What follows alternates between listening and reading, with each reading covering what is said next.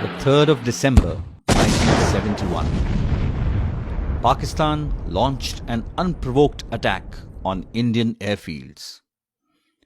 Our country faced challenges from both West Pakistan and East Pakistan and was left with no choice but to respond with decisive force.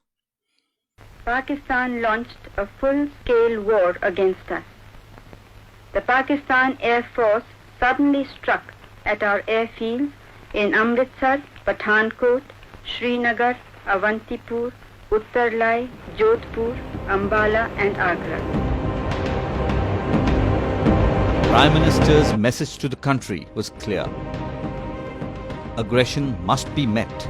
For the Indian Navy, it was a coming of age, a baptism by fire, an opportunity to take the war to the enemy. The task for the Navy was clearly defined in the message from the Chief of the Naval Staff, Admiral Nanda.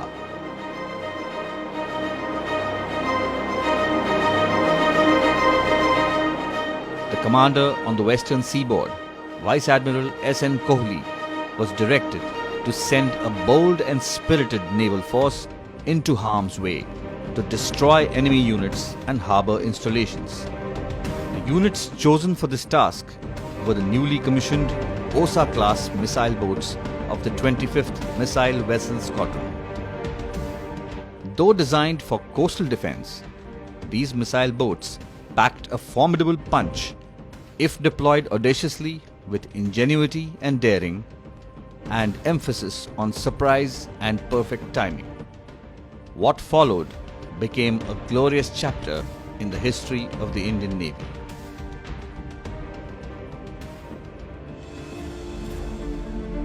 Due to their limited endurance, the missile boats were towed up to a certain point just south of Karachi harbour, from where they could proceed at full speed to carry out an attack and disperse thereafter.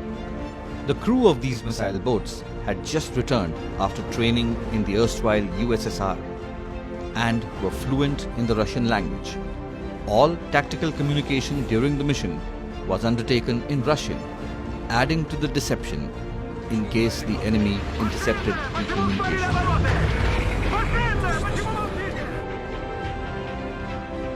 The ships headed north in an arrowhead formation, hugging the Saurashtra coast before breaking out.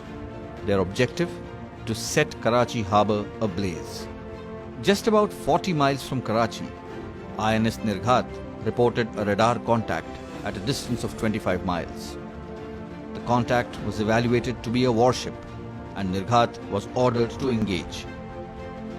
She altered course towards the target and launched a missile. The Pakistani destroyer Khyber was hit with the Indian Navy's first shot of the war. Nirghat had drawn first blood. Nipat and Veer continued steering north. Veer launched a missile at the minesweeper Muhafiz and disintegrated the target. Just before midnight, Nipat launched a missile towards the harbour entrance and scored a direct hit, setting the Kiamari fuel tanks and other harbour facilities ablaze. A fire that took 4 days to extinguish. The Chief of Naval Staff signalled, "Operation Trident a success, Karachi ablaze. I am proud of you." This was swiftly followed up by Operation Python as the second wave of attacks. The total annihilation of ships and harbour facilities completely unnerved the Pakistani Navy. In a panic, they recalled all their major surface combatants to harbour.